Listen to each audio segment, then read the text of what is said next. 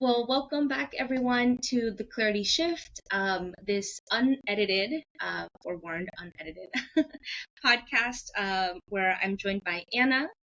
Please help me pronounce your last name, Schmunk. Yeah, Schmunk. Yeah, very German. All the consonants. Okay. Oh no. I'm so happy to have her. We connected through the interweb on Amelia Ruby's space, connecting creatives, small business owners, online business owners, I would say counterculture, potentially individuals. And I'm so happy to have her. She's an artist. Can I call you spiritual, fellow spiritual? Yes. Path seeker, creator. And we're going to get into what she does, her path, her offerings, where you can find her. So I'm going to pause and let her introduce herself. What do you do? How do you define what you do? Yeah, thank you so much, Raquel. It's been so great to get to know you, and I'm excited to be here. I am an artist, spiritual director. I love dogs, and I live in Nashville, Tennessee. Part of what I do is make art, but then I also have workshops, retreats, and offer spiritual direction for people who are either in a difficult transition or maybe they've recently experienced loss and are kind of trying to figure out, how do I navigate life now that this has changed. And so have been on that path for about 2 years now. And in my day job, I'm a product manager building software with an engineering team. Yeah. So building overall, like building overall. Building overall, you're a builder. Yes. Yeah. And holding a lot of emotional, mental, spiritual space, like in both roles. I guess, how did you get into both roles, or like did one, did your day job influence your, I don't want to call it a side job, but like your other path, your creation? Yeah. So funny enough, I was an art major in college, and when I got done, I had an emphasis in design, and I was like, I really don't like this. I tried it for about 6 months, and I think the commercial side of it was really hard, and I didn't realize how hard that would be when I was in school. And so I ended up in a web design job, and from there kind of worked my way into QA testing for software, and then ended up kind of accidentally in a product management role. I had a mentor / boss pull me aside and say, I think you're a product manager. Here's a book. Go read it. And I was 20, I think it was 26 or 27 at the time. So I was pretty young, and I read it and I was like, this sounds interesting. I'll give it a try. And that next day it was like, cool, that's your job now. So I was kind of thrown into it to figure stuff out. Yes, very little training. I was like, all right, I guess I'm just going to figure this out. So I ended up falling in love with it. And I've been building software, gosh, now for probably close to 15 years. Was building software right after my graphic design job, and then have just continued. So, but then probably 5 years ago, I decided, I was like, maybe it's time to explore art again and just see what is it like making art for art's sake and not for any particular reason, just because I enjoy it. Right. And got back to that. Ended up taking an art class about 3 years ago that was very expressive in nature. I had just left my corporate jobs, and I had a lot of flexibility, so I was able to try a lot of different things. And in that, started to explore also like what would it look like to look at becoming a spiritual director, and that's led me here. And so it's definitely been a journey. Yeah. Yeah, Yeah.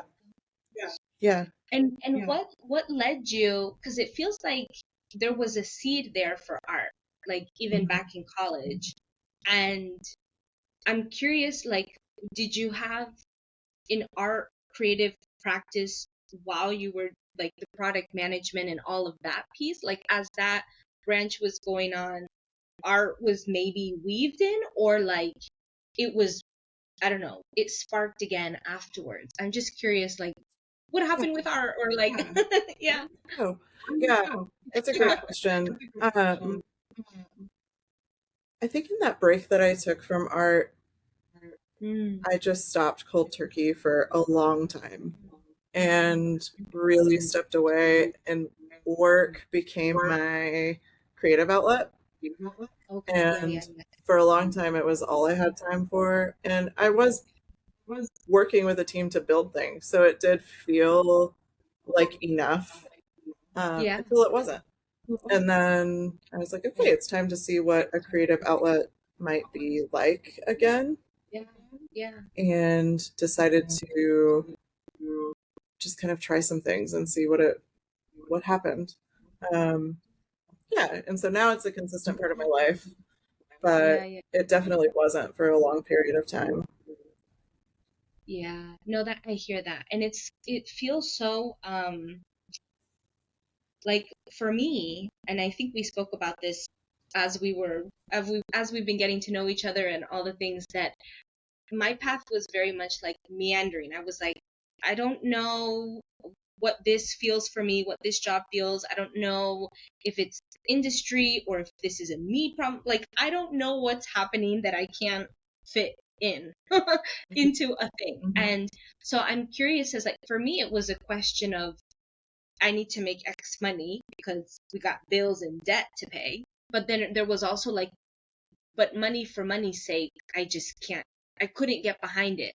So I'm wondering, was a product management, or graphic design, like all of your corporate jobs, did it feel like you were able to, like, that enoughness, able to feel like there was a reciprocity energetically? It wasn't just like money, or what, I guess, what was the enoughness, or I don't know how we want to define it, but yeah. Yeah, it felt like I was on a journey of up and to the right for a really long time. And in that, I was working on interesting projects and kind of had the pick of like, if I want to do something, I'll probably be able to do it. Sweet. And I landed in a leadership role and realized, like, oh, I've made it, Mm. and I don't know if I want to be here. Yeah, yeah, And wow. for for me, it was less meandering because it was such a like, you get the promotion, you do the next thing, Yeah, and you're just climbing the yeah, ladder. And yeah. eventually, I left that leadership job and went back into an individual contributor role at Amazon, thinking like they are one of the best software companies in the world. I'm going to build software. I'll try this and we'll just see what it's like. Yeah. And very quickly realized, like, oh, this is not it either. And I think at that point, I started to feel like, oh, I'm maybe trying to solve a spiritual problem Yeah. or emotional problem with work. Um, and Amazon was the first time a job really felt like just a job. Yeah, yeah, yeah. And in some ways, the job I have now is just a job too. And love my team. They're great people. Love the people I work with, Yeah. but it's still just a job.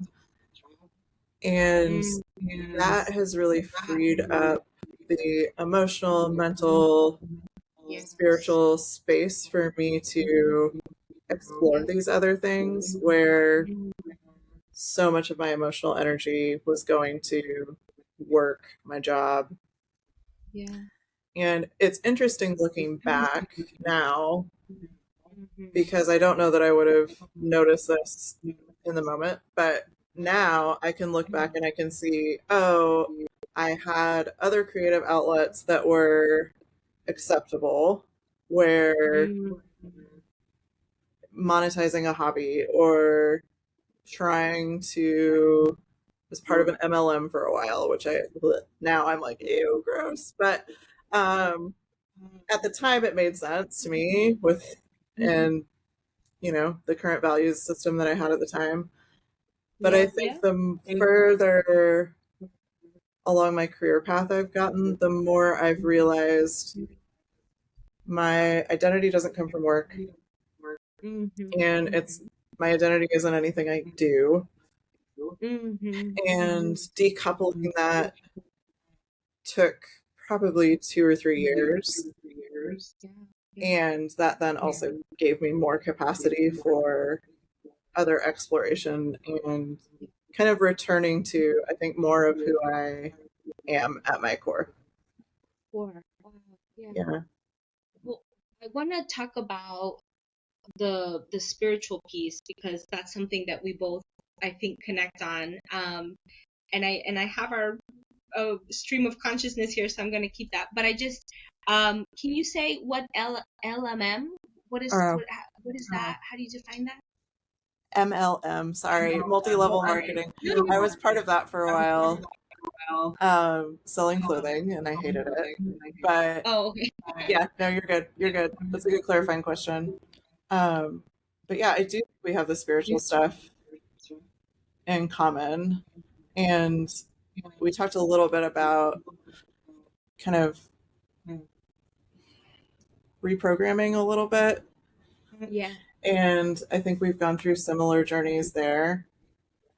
And going through the spiritual direction training definitely, I think, helped me kind of, or give me space to maybe kind of ask big questions and think about like how mysterious things really are, how little we actually know, and maybe sit with and challenge some of the religious beliefs that I grew up with. And that's been an interesting path too, of just like, okay, if I don't believe this, what do I believe? And or do I need to replace that immediately with a clear, concise answer? Because for me, I grew up with a background that was very by the book. It was very defined, and we had a lot of very clear doctrinal statements of like, if you believe this, that's good, and if you don't, then you're wrong. And looking back now, I can see, I don't know how it's possible that we would know any of that. And there's some things that it's like, there's some things I definitely still hold on to. Like, I do believe God is love. And I do believe that our best interests are cared for, and that and who you are matters. Like, you're not just a random collection of cells. But beyond that, I think there's a lot of room for question and space holding, and that's maybe new and different than, for me at least, in the last few years, than it used to be, which is exciting. So I'll also share a little bit of my story for maybe people who haven't heard or like haven't seen the Substack post, or I don't know. But I grew up Baptist in Florida, so Southern Baptist. But the cultural piece is interesting because I grew up in a Spanish community, so we went to a Cuban Southern Baptist church, and so I grew up with a lot of fear around God. Like, um, God is a man, is a masculine figure that you obey, and that potentially has your best interests at heart, but you have to follow these rules, you have to stick to this path. And I remember just having nightmares and just fear, and I didn't feel the love. I didn't feel faith and hope and like all these things. So I'm grateful that I was born into my family that were also kind of spiritually curious. So I don't remember how young, maybe my preteens.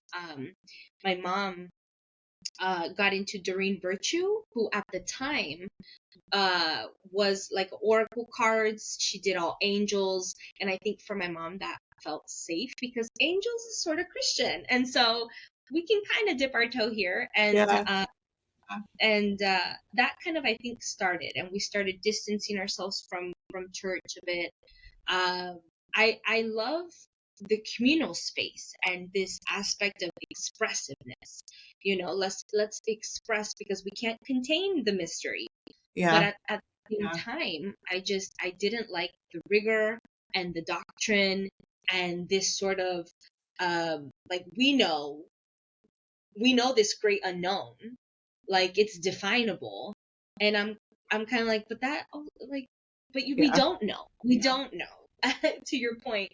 And I think since then, when I moved up here to Northern Virginia, I got exposed to yoga, and kind of Eastern philosophy, and I loved Buddhism for a bit, and so then I just never. I have a deep love, I think, culturally for Christianity because my mind resonates with the Bible and all of that, but yeah, I don't know how the world, like the mystery is, and I don't want to define it. Like I think my two biggest things are, as long as what we believe doesn't hurt us or someone else. And I think hurt can be different things, like emotionally, mentally, physically, like there's all these levels, but um yeah, I believe in God. I believe in like this divine source. Um, and it's so interesting because I feel like the more that we, as accessibly and comfortably as we can, um, peel ourselves like an onion, Yeah. then it helps us with the other things like work and all the other things. Then it's like we peel back these other layers. So where was, or how did you navigate the spiritual piece um as your, I don't want to call it career journey. I mean, we could, but like Yeah. your whole journey, how with your was your spirituality or faith, or I don't know, was it the same? How has it continued to change? And how did you find being a spiritual director? Like, Yeah. I didn't know that was a thing, or is that It is a thing. Yeah. Um, it's been a thing for centuries, and this is what I think is really interesting is that so few, especially Western churches, Hmm, don't really talk about it, but it has its roots in Catholicism, okay. and monks and nuns at abbeys in the, I don't know, 1400s would see parishioners for spiritual direction. And I think that I've always felt like that name is a little bit of a misnomer Mm, because it's less about go in this direction or here's advice or here's something to think about. And it's more about helping people notice and see how God is working in their lives. And so spiritual directors ethically don't really have an agenda. Like, we're not here to keep you in a particular belief system, but we are here to kind of help you notice, like, here's maybe things that you could hold on to as the love of God in your life. And some of that could be really big things. Yeah. Yeah. And some of that could be, how do I continue to hold on to that after experiencing a significant loss or going through even something like a career transition? I think can really feel like a loss, like, oh, this career isn't for me anymore, but I maybe don't really feel moored or anchored anymore. So how do I notice the things that might look like arrows to kind of point me in a direction? And so a lot of the sessions are noticing sessions Yeah. where whatever is present with the directee, they'll bring whatever is present, and we'll just kind of go wherever the conversation takes us. And if they have a specific topic they want to talk about, they can bring that. And one of my favorite things to do in direction sessions is to create space for people to savor the moments of God working in their lives, and just help them see it, celebrate it, and even maybe just notice it for the first time. Like, no, this is happening and it's real, and I want to validate that. Yeah. And so, yeah, I love doing that. There's an organization, if you want to learn more about spiritual direction, called Spiritual Directors International, and they're kind of the loosely affiliated governing body for spiritual directors. And we don't go through it the way I say it that way, because it's kind of like coaching, where we don't have a license or we don't have that kind of thing. But that can be a great place for kind of finding a local spiritual director if you want to meet with someone in person, or just learning more about the process and what that might look like. And you can find spiritual directors of all kinds of different faith backgrounds and even modalities. Some are very somatic based, and some are going to be more creative and art based. Some are going to be more just listening and talking. And yeah, you can really find one that can work with you in the season of life that you're in. Oh my gosh, why don't they talk about this stuff more? Because I know.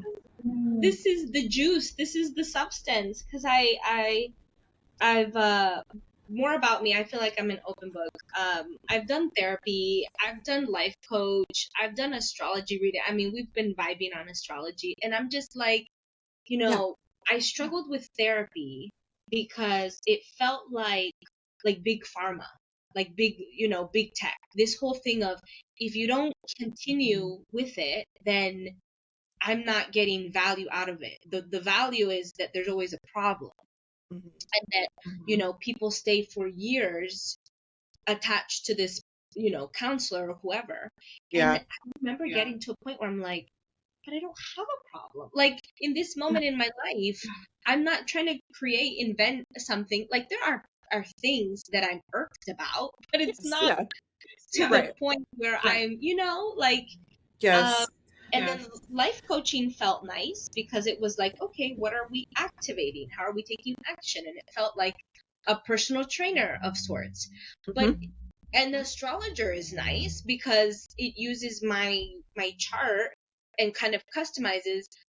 But in none of these modalities is it just, like you said, the noticing, the savoring, the awareness. And those are things that I feel like, my unbiased opinion, are the most precious and the most nourishing, because, like, to be witnessed and Yes. to allow someone to create a safe a space, to create a moment where you know we are. I mean, I've never been in a session, but I'm just trying to visualize that it's like, God, the universe, is creating this moment for, Yeah. like, helping people recognize and be aware.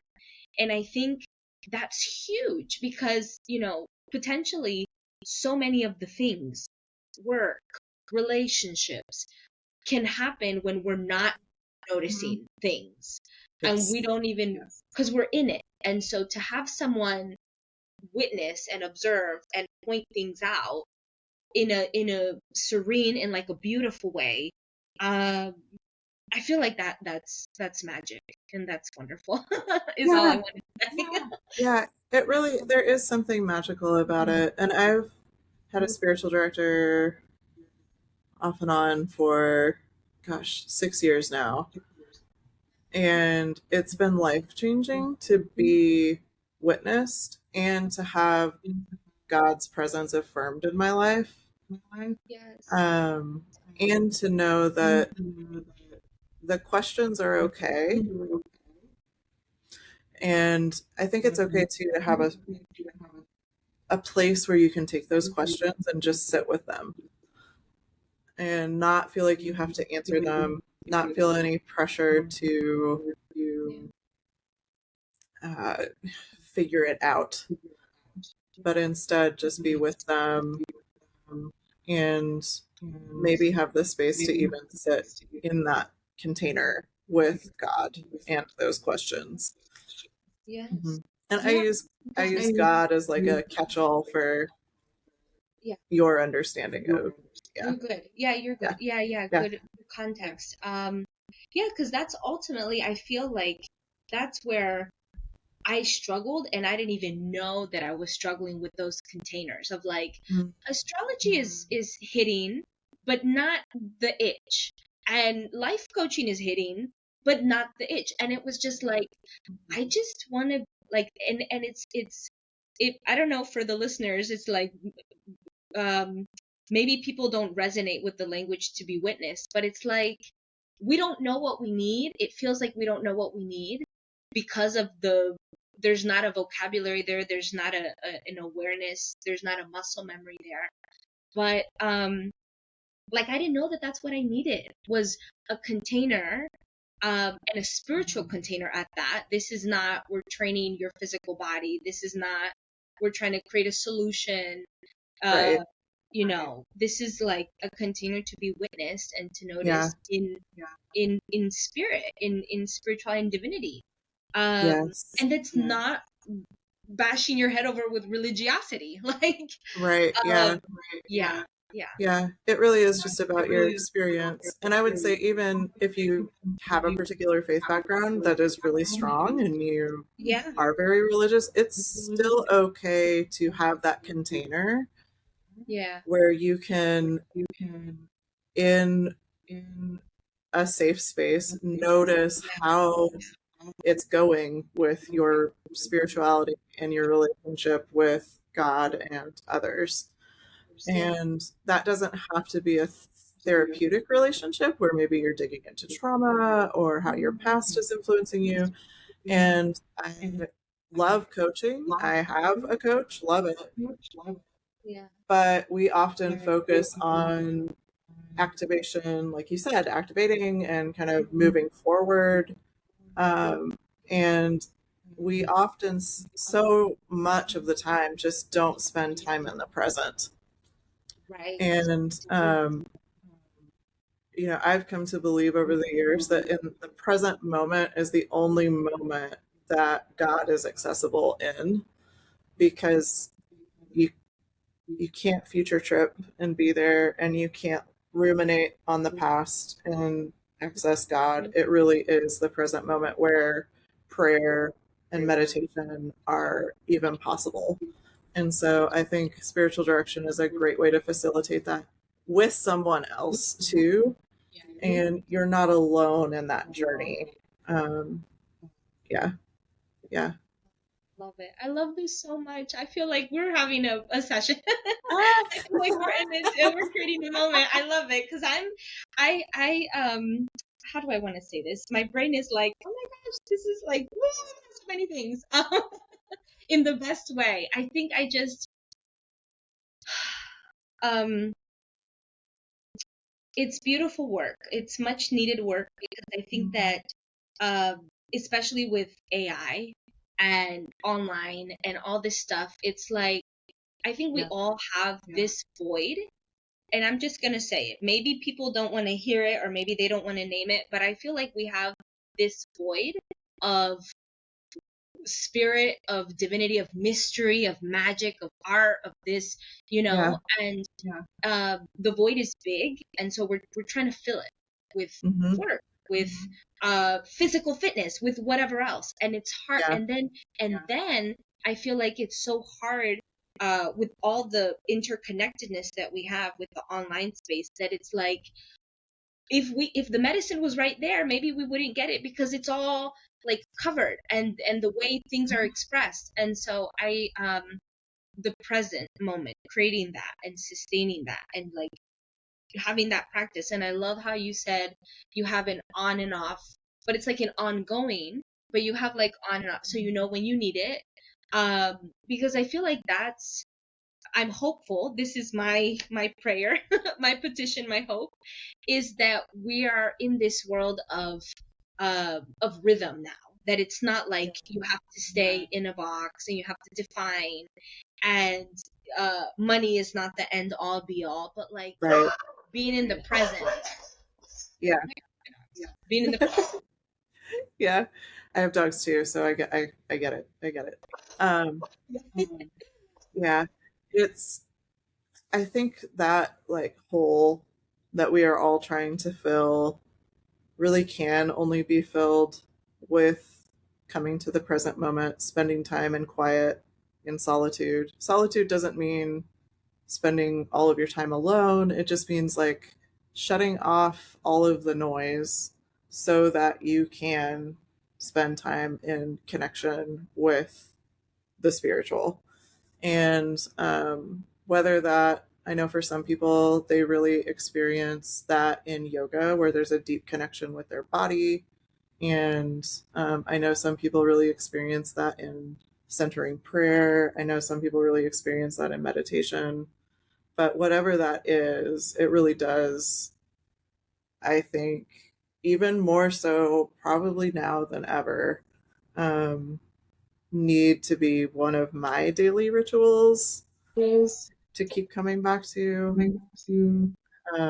And I would imagine it's the case for so many people that having that ritual is the thing that grounds us and then allows us to go to work or engage with our family or hang out with friends and be a part of the community that is a grounded force, uh, instead of someone whose nervous system is just spinning and spinning and spinning.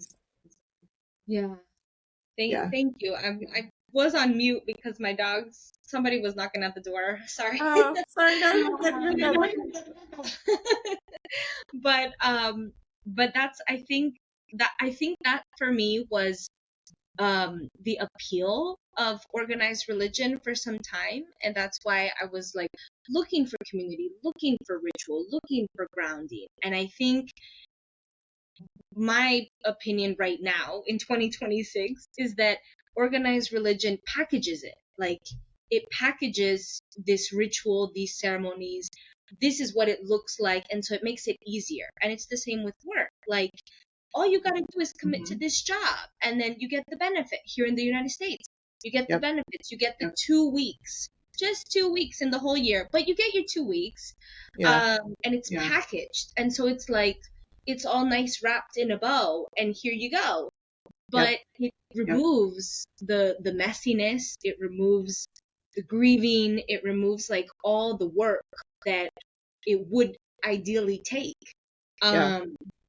And so I think that's why it's hitting me in a really good way about the present and all of that, because it's like that's what I really think we're missing as a society is we don't need to be in the future, because even all this talk of AI and all the politics and everything, we see what's happening, and we don't know what can happen.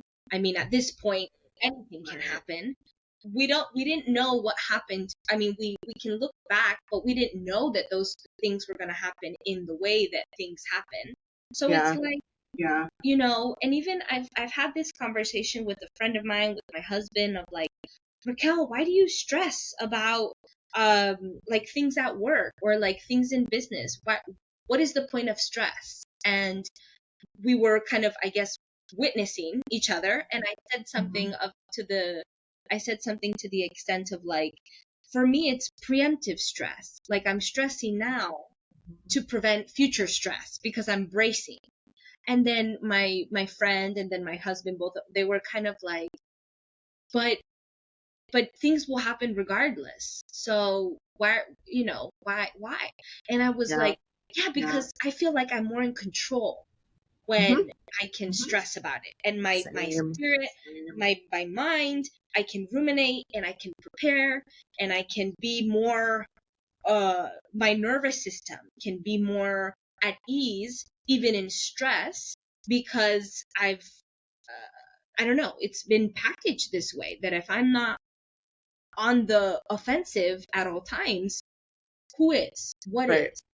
And Yeah. so it was a really good noticing and witnessing, because I was like, oh my God, if I hadn't had that conversation, and if I didn't have someone who was not like me, because my husband and I are different in that way, that he's more laid back and I'm not. And so, I mean, I am in some ways, but when it comes time to business and work, I'm not laid back. Yeah. And it's just very interesting to be able to, and in a loving way, you know, tough love being said, you know, I'm noticing this about you. And you know, God bless him, he didn't push. He was just like, I see this. And so I just think that, you know, I hope that we're getting away from these packages of things are going to be neat and clean, and it's okay to be messy and creative, and uh, be witnessed, surrender, be vulnerable, because I think Yeah. that's the real medicine that's needed now. Oh yeah. Yeah. Just being human. I think it's space to be human. Because so many of our work environments are openly hostile to humanity. And so you have to go to work and kind of put your mask on, your emotional suit, as I call it, and then you deal with that all day, wear that all day, come home exhausted, and then that you may have the opportunity to be human or may not.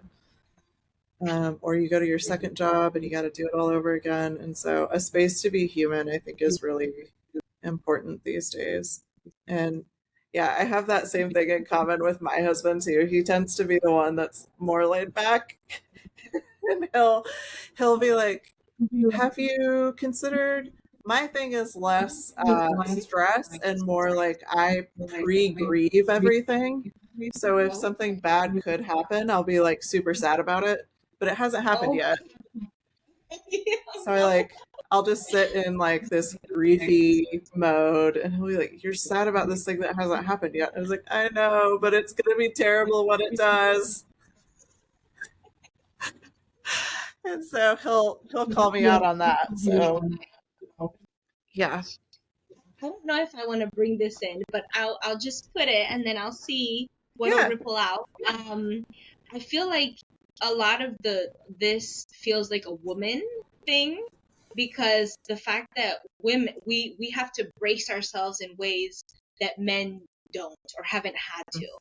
And especially, you know, if we choose to be moms, or we have to be caretakers, or like there are certain roles that just societally have fallen to women, and men haven't had to think about. And so it's like I just say that because I've been getting into like, I read somewhere this experiment, and it must, I don't know, maybe it's already well known to many people, but it wasn't well known to me.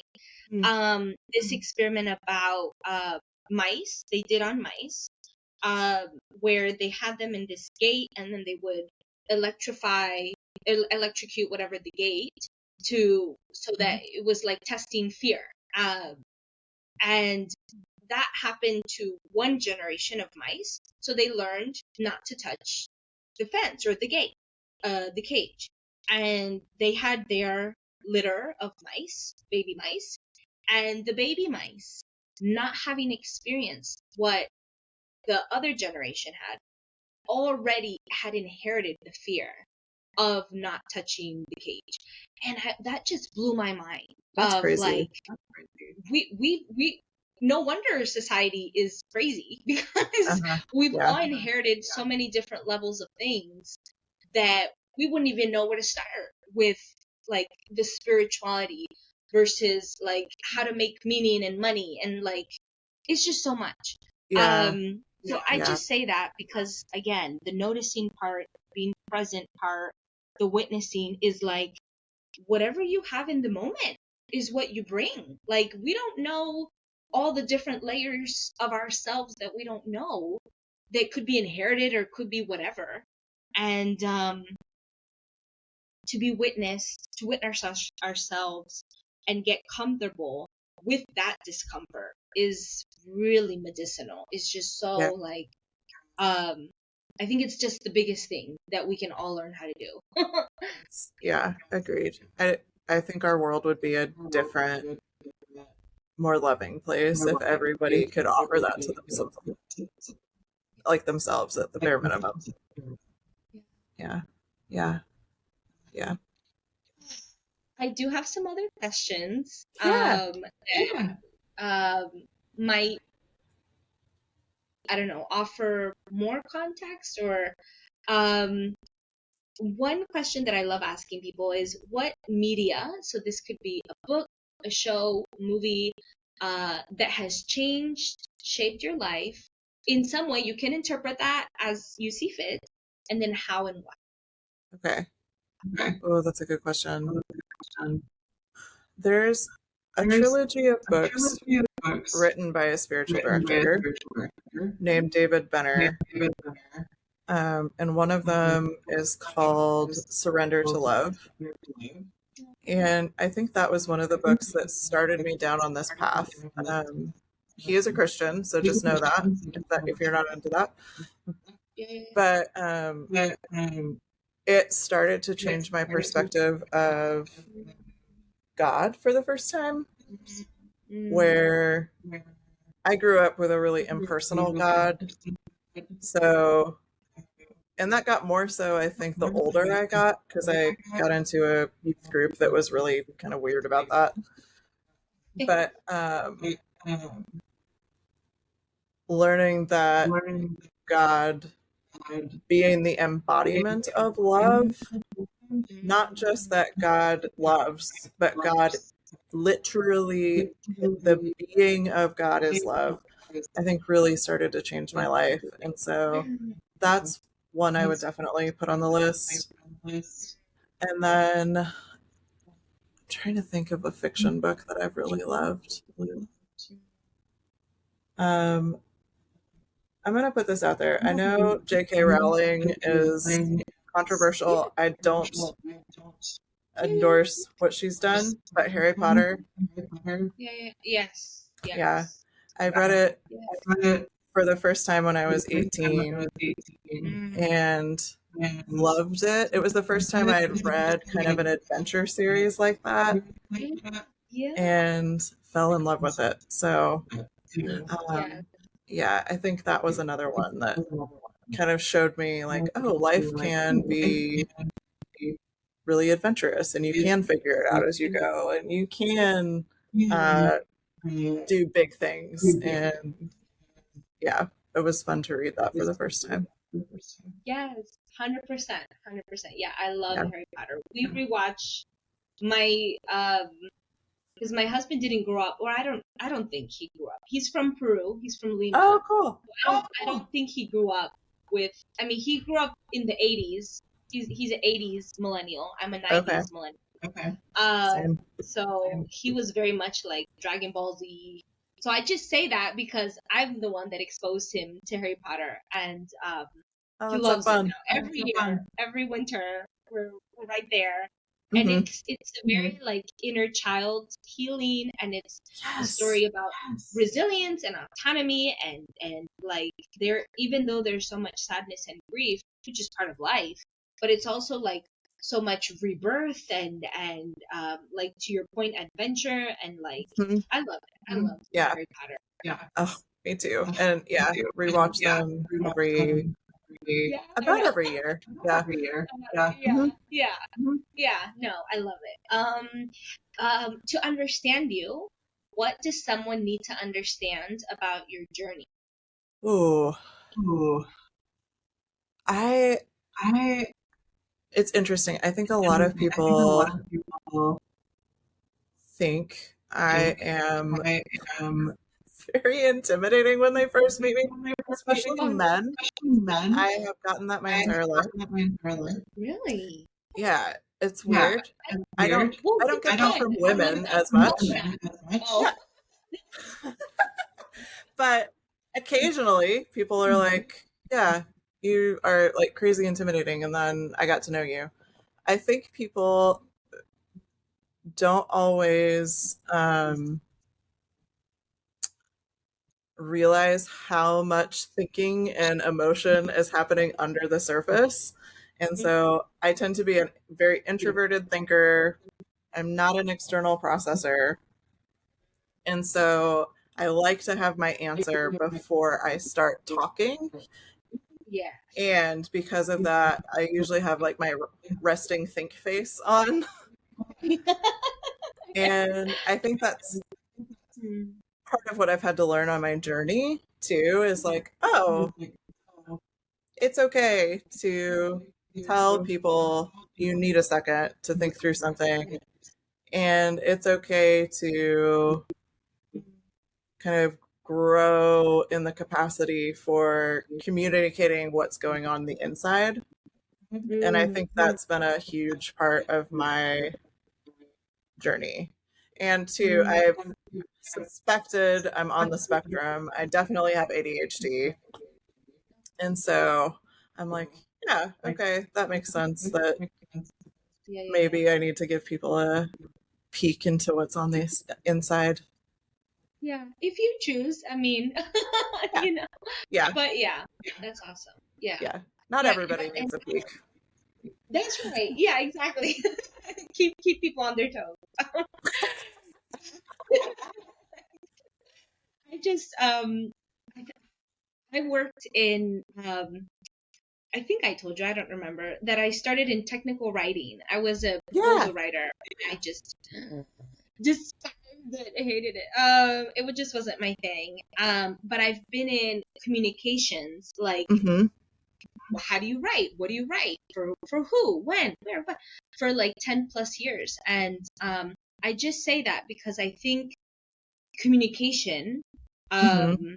like how we process things, anything, and the way we choose and when we choose and to who and like all these layers. Like I work at currently at a nonprofit, and it's a 13 person team, the smallest I've ever been in my career.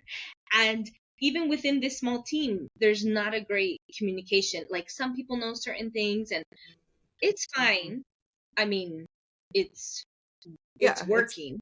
Um, but I just say that, like, communication, just like the witnessing, I think they just, it's such a it's medicine, because it's like I get to choose how, when, where, why I say whatever it is, to who, and what it is it means.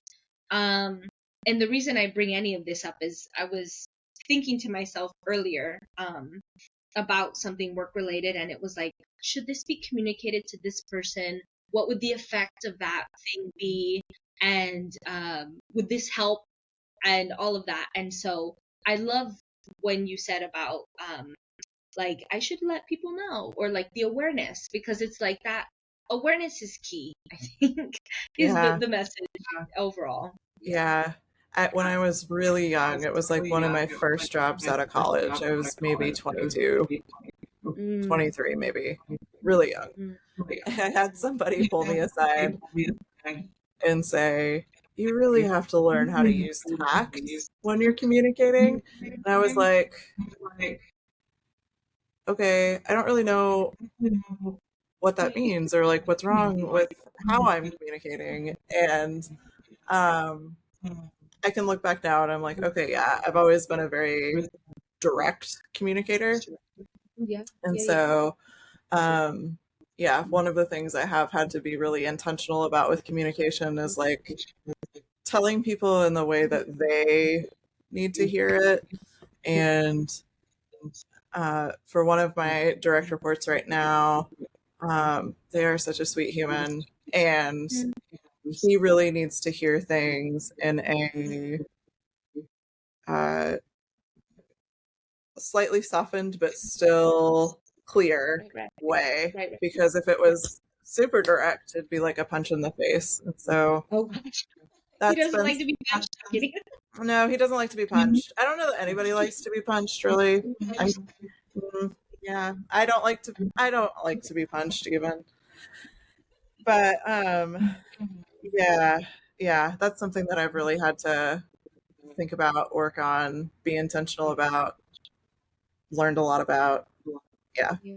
yeah, My gosh. And the awareness and the intentionality, I feel like, is so it can be so hard and tricky, because I think in and of itself it requires a level of like putting the other before the self, potentially, because it, like what you said about, I, this person needs to know this, but I know that they might not receive it if it's not said in this way. And so I feel like that also, just in general, with spirituality and like work and all the things that we've been talking about today, um being able to, um I don't know what to call it, but like thinking about others, being mindful about that, because it's not just, we're not just all in this on our by ourselves, like even if it feels like that, but we are really all in this yeah, together, in this salad of chaos. yeah, yeah.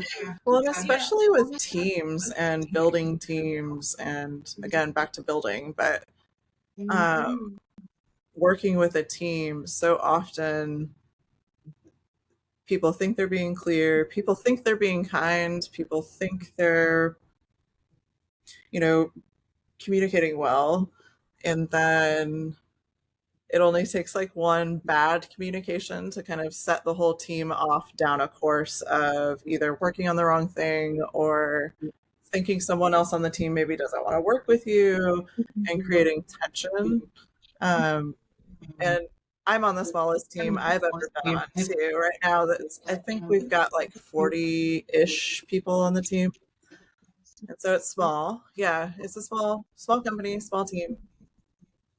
And communication is still one of those things that I feel like we really have to be intentional about, even with a small team. Yeah, it just takes a lot of intentionality, which I think you're right. Like it does kind of take setting aside what maybe I want to do Mm. or how fast I want to move on something, Yeah. and instead really think about how is this person going to be able to work if maybe they're not on the right path, or they don't have the right information, or yeah, don't have all the information. Yeah, Right. Right. yeah. Um, One more thing, and maybe this will wrap up the what I've been um, trying to say, or like this whole conversation, this awesome witnessing this awesome moment, um, is oh my gosh, and it's leaving me as I am trying to say it. Oh Wait, this happened to me all week. I was like, I don't know what to think about this week. Yeah. no. Yeah. Um. Oh, well, maybe it'll come back. But the other thing that I wanted to say was, how are you finding, like, we talked a little bit about business, and I want to talk about your work, and I want to, like, where people can Hmm. find you. But how are you navigating now, um like doing potentially, I don't know, two types of work, or like Yeah. switching on, switching off, making money, and I don't know if the spiritual director, if that's intended to make, like, all of that, like how are you navigating all that space now? Oh man, that's a good question. I feel like I'm still trying to navigate it. Okay. Or figure out how I want to navigate it. Being really honest, I have learned a lot about capitalism in the last 6 months. I think 6 months ago, I started listening to Seen on Radios, which is from the School of Ethics at Duke. They did a whole season on unpacking capitalism from like what existed before capitalism, before feudalism, and how did we get to here. And so it's a great like history if you haven't listened to it. And I feel like it catches you up to like current day in about 10 hours of podcast listening, which was great. And it's well produced and they did a great job. Yeah. Yeah. And so that was like last November, and it's now April. And I think part of what I'm still trying to figure out is how to, as much as possible, opt out of the system and still be able to pay the bills and still, at least in this system that we're all living in, capitalism, honor and respect my time. And so I'm still kind of trying to figure that out. Traditionally, spiritual direction is paid work. But one of the things that, as an anti-capitalist practice, that I have been offering on workshops or coaching is like a sliding scale, so that and scholarships. So if you can't afford it, which I think more and more people are struggling to afford basics right now, yeah, that was an aside. I was about to like go down a completely different topic. I'll stay on this one. But yeah, I think I'm still kind of figuring out like what does that look like. The other thing that and my husband and I have always done this, but we do give a portion of our income, we redistribute it to charities, and I've really also started to lean more into direct giving where there's opportunity to do so. If there's someone struggling with something, or find the words just left my brain. Oh, yeah, yes. Mutual aid opportunities. So that's been something interesting to think through too, especially for my own business and my own work, and how I want that to show up in the world to potentially create change. And then on the flip side, not making money, but spending money, participating in capitalism. I think the other thing that I've been really thinking through is who do I give money to from like, where do I buy stuff?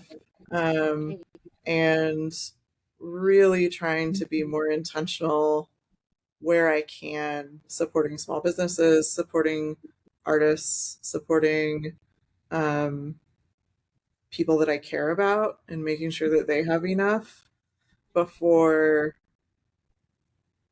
I don't even know, like buying the thing at Walmart or Target or whatever.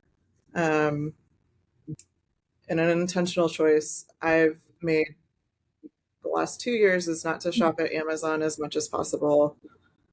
And then I haven't been shopping at Target either the last couple of years. And it's I will say the trade-off is real though. Like I did not realize how much more time it takes to be intentional with shopping decisions if I'm not buying it on Amazon or Target or Walmart or you name it. And so that has been a very real trade-off. Yeah. But then otherwise to really examining my spending overall and trying just to spend less, which has been a challenge. Yeah. I think maybe it was it was meant to be because it came back. and Okay, I know. And I think I don't know. Hopefully it really fits in with what you just said, because what I wanted to say was about the opportunity to be human, like going back to what you Oh, spoke about. And everything that you just said feels so um grounded, humanistic, like where's my time being allotted? Where am I choosing? And it's my choice to show up in this way and give this time. That time is um not refundable. And so like I love everything that you've shared and that you've said, because it's like I think my hope is that I mean I don't know what this is gonna look like, so yeah, don't quote me on that's this. okay. But what I do hope is that money does get demonetized Yeah, to a big extent, because I feel like money has become, I mean, is the value, is the barometer for yeah, not success, but like access to things. yes, And um, and I think that when that is the case, and time, like it doesn't matter how much time we drain from people's schedules. It doesn't matter that they don't have time to rest and to give birth and to grieve, and these things don't matter. Only money matters. Then it's right, like no wonder we're all suffering. Um, yes, and so that's why I say that, and I say that also because when you spoke about how you're navigating your relationship with business and work and all of that, I'm like, I mean, I think that's also something we bonded on, is like, yeah, I'm also kind of like, what does it mean to want to create something? And that in and of the creation has its own worth without having to try to monetize and make it productive and blah, blah, blah, blah. And at the same time, like, but we need to get paid because yeah, that's the society we live in. And uh yeah, yeah, I think like detaching from the matrix, the system, is the way to go as much as we can, yes, because we have less of a footprint in that, and it has a less of a footprint in us. Um, so I just love that. I love all of what you've said. oh, Yeah, thanks. in a nutshell. Yeah, Yeah, yeah. and I think one of the key things that helped me make that switch from okay, I need to grow, like my career has to keep getting bigger. I need to keep growing in responsibility so that I have more money, so that whatever, up into that up into the right, everything has to Right. always be up and to the right. You can never take a step back or it could damage your career and blah blah blah. All Yeah, of yeah. that. Probably 3 or 4 years ago, I had a spiritual director ask me, how do you want to be in this situation? Mm. And that question, more than any other, has really started to shape my life in a Yeah. in a way that I have really appreciated.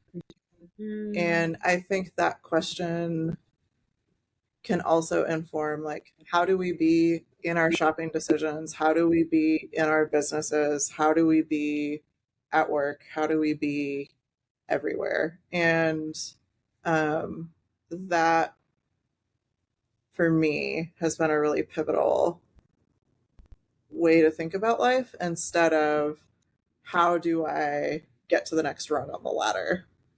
Yeah. Um, Yeah. which is, yeah, I'm not perfect at it. I don't know that I No. ever will be, but holding that has been helpful for me. I found it a helpful question to hold. I love it. I love it. I love it, because I'm even thinking to myself, like, it lands differently than how do I feel, or like how do I want to feel or think. Like the piece about embodying encompasses, encapsulates so much. I mean, even the word human being, like, what does it mean to be a human? And like the embodiment piece, to be. I love that. I love that so much. And I feel like I have hope that with all of the storm and the chaos that's happening in society and everything, I'm hoping that we're in the eye of the storm, like those of us that are choosing to be Yeah. a new, to our core, vulnerable and intentional and empathetic and like all these other, good and gracious and godly, divinely mysterious things that Yeah. it can then become a new age, or I don't know, new ripple effects. Yeah. So where can people find you and work with you and Yeah. all the magic? What's yeah? Where Yeah. can next for finding you? Yeah, absolutely. Well, thanks, Raquel, for even asking. You can find me at my website, annaschmunk.com. I'll spell it ANNASCHMUNK.com. And you can find my newsletter there. You can find pretty much everything there. And if you are interested in spiritual direction, just feel free to fill out the contact form and reach out and we can have a chat. And I would love to talk to you about that if you're interested. And again, you can find spiritual directors at SDI, which is a great organization.